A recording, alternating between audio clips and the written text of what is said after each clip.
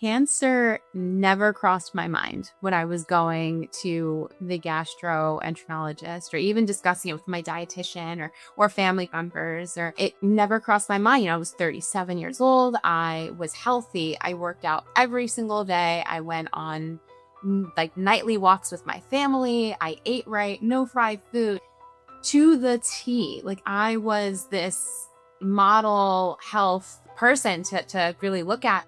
My very first symptom, I started experiencing the summer of 2022.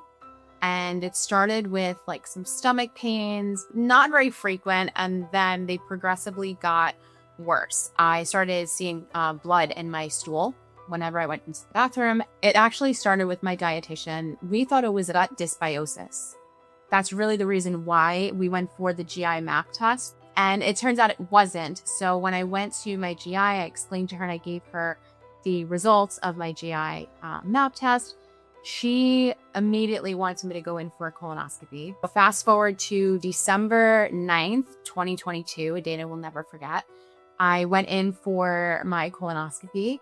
And when I came to in the recovery, my doctor, who's the sweetest woman in the whole world, Dr. Shukla at Atlantic Gastro in New Jersey, such a sweet, sweet woman, came to my bedside and put her hands on my arm and said, we found a couple of polyps, one of them which was the largest I've seen in my practice. Nothing could ever mentally prepare you for sitting down in a doctor's office and being told that you have a cancer diagnosis. Never would I have thought, like age being a factor, health being a factor, even family history being a factor, because I had no family history of colon cancer. So it just didn't make sense. One of my cousins, after getting diagnosed with colon cancer, one of my cousins I spoke to, I reached out to, because now at this point, everyone is asking me for family history. And I have like little to no information. My cousin then told me, wow, that's so crazy, because our other cousin, who's the same age as me, 37 at the time, was diagnosed with stage 3 colon cancer 2 months before I received my diagnosis and was going through treatment, which floored me, because I'm like, well, obviously there's something here now. Like he and I both established the family history. Who else had it? We don't know. My oncologist actually wrote out like a whole bunch of different scripts and referrals, like go here, go here, go here, go here. So genetic testing was kind of just one of the boxes for me to check off. I've never heard of genetic testing before. I didn't even know what a genetic counselor was. I had no idea about anything in this like capacity, in this realm. And again, it was just another box that I had to check off. And I'm like, well, the doctor said to get this scan and go here, go there. So I found out that I was cancer-free in February, end of February. And I had my genetic testing that same week. So I was on like this high and I'm like, oh my gosh, like I'm so grateful. Like we caught it early. That's amazing. So I went into the genetic counselor and they're, going through the slideshow and all of the information and putting everything together. And very naively, now that I look back, I'm going, okay, yeah. Okay, sure. Not thinking that it applied to me, because a lot of the things that they were talking about were at the time things that the dots didn't really connect. So now we're talking about the BRCA gene, ovarian cancer, breast cancer. No one in my family had either one of those things. So I'm like, okay, that's probably not what I have to worry about. So it really didn't click with me. And very naively was like, yeah, you want my blood too? Here, take it. I don't care at this point. And then I went on my merry way and I get a phone call from the genetic counselor. I'm driving and she's like, I have your results. I want to go over it with you.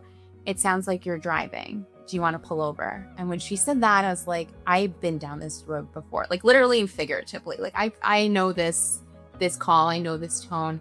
So I pulled over and she told me that I tested positive for the BRCA2 gene mutation. And also I was VUS variant unspecified for ATM as well.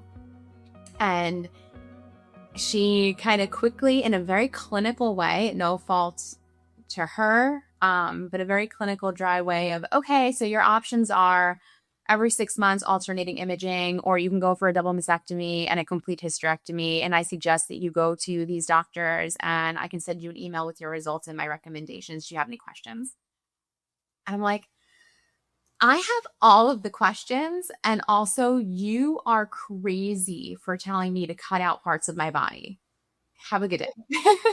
At that point, it kind of started that immediate sense of dread and worry all over again. I sat with myself and kind of tried to process, like, what exactly does this really mean? And what avenue do I want to take? So once I received that information, I went to my OBGYN, who is someone that I knew and trusted. She, delivered both of my boys. She actually turned into a family friend.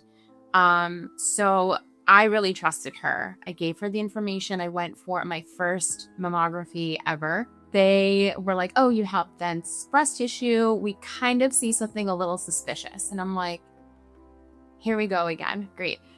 Then they gave me another referral. We want to do further imaging. They did further imaging again through a mammography. They just kind of got more images and collected more data. Found calcifications now and still a little suspicious of a certain thing that they found in one of the breasts. So at that point, I did an ultrasound and they still didn't like what it looked like and wanted to go for a biopsy. And the biopsy for me was very traumatic. I cried throughout it, but I think it was also residual feelings from everything else that I just went through. I was like, I can't keep doing this. So when the doctor said surveillance is one option, I asked, okay, well, does that mean that every time we were to find anything, I would be doing all of these things? And they said, yes, like that's basically what we would be doing. So I felt like I couldn't live my life in 6-month increments.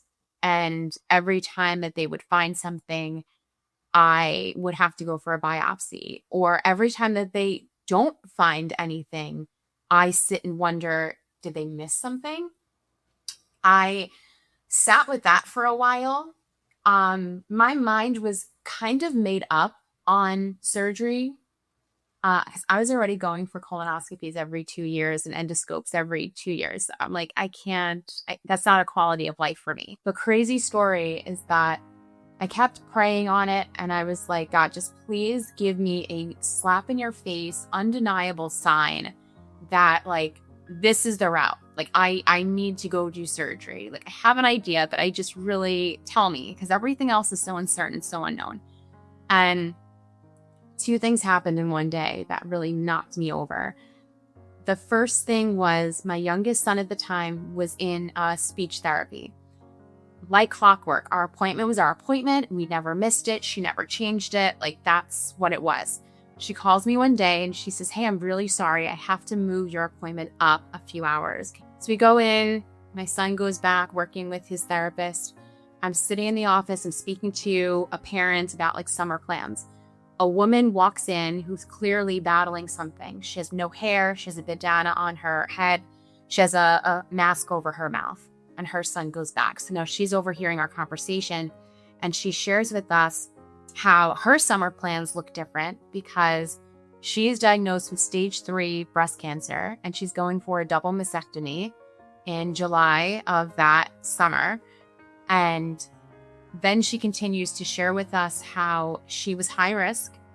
She was going for mammograms and MRIs. They missed something. Her husband found the lump and she wound up being stage 3. And I was like, oh, okay. So this is like mirror, this is like my crossroads. Right after I left, I received a phone call from my doctor's office saying that my biopsy came back clear. And if I wanted to go forward with scheduling a double mastectomy, I could. I went to get my eyebrows done later that day.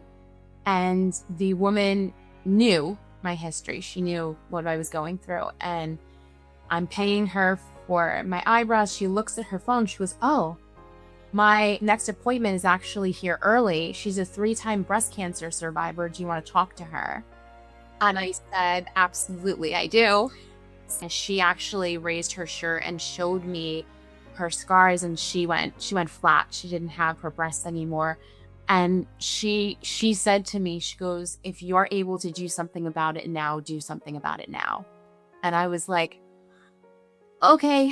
The very next day is when I scheduled my double mastectomy. I struggled a lot with the idea of removing my breasts. Like society defines us as women, biologically, to have certain body parts, to have our reproductive organs, to have our breasts. Like, that's just definitive of who we are as women. So to have to not only say goodbye to, the breasts that I've had my whole entire life, but then also to have to reconstruct them to be as close to a normal, appearance as possible.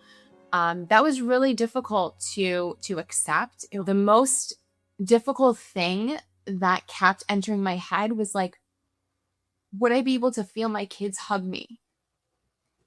And like, that's what I kept going back to, because I was reading and talking to doctors about you're numb.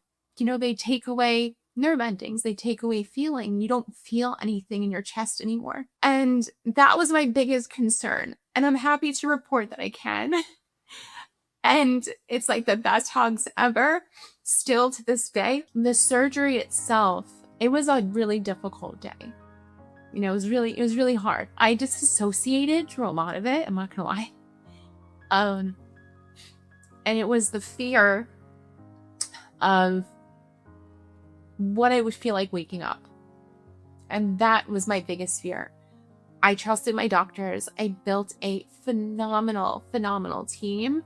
I trusted them. Like, I literally trusted them with my life. I wasn't worried about that. It was the after. And what came after that, it was waking up and saying, like, no backsies. That's what I kept going to, where it was like this is the ultimate no backsies decision. Like, I go in there and I wake up and I can't be like, you know what? Never mind. Like, I wake up and that's it. It's done. There's no turning back. Like, the decision is final. That was my deciding factor. Like, it was, I would give up any body part to spend more years with my kids. Like, it was just, that was the no-brainer, where it's just like, no, I'm not going to sit here and have these, ticking time bombs on my chest and just sit and wonder if this scan will be the scan, if this imaging will be the one. My breast surgeon sat me down and said, you have a history of cancer young already, and you have the genetic mutation, and I have the VUS and ATM, which can go either way at any given point in time. Giving up parts of my body to gain years on this earth was like, I'll deal with the aftermath as long as I'm here physically to deal with it and healthy. So with the double mastectomy, I actually had a nipple-sparing double mastectomy. I was able to keep my nipples because it was prophylactic, because it was preventative. So my surgery was actually broken up into 3 parts because I was able to save my nipples. After having children and breastfeeding back to back for almost 5 years in total, everything was pulled down. So the nipples weren't where they're supposed to be.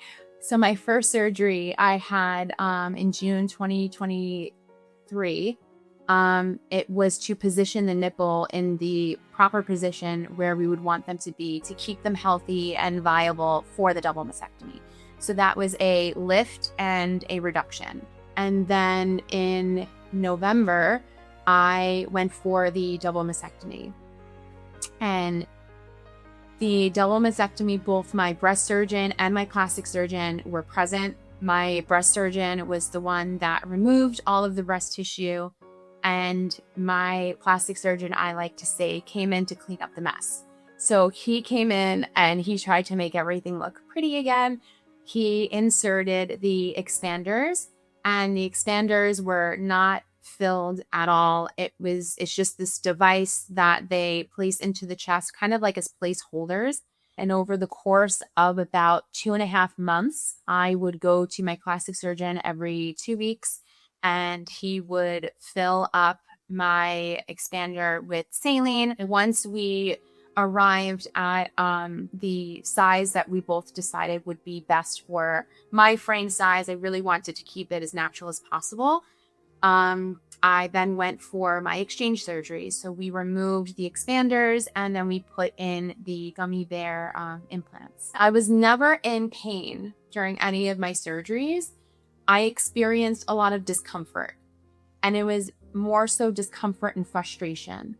After the double mastectomy, I was given a ton of restrictions, can't lift, can't pull, can't raise my arms over my head, can't reach, can't do a lot of things. And I think that was more frustrating than anything else. The drains were the worst part. The expanders, very, very strange feeling too. As time went on after my exchange surgery, I started noticing a lot of rippling, especially on the left breast.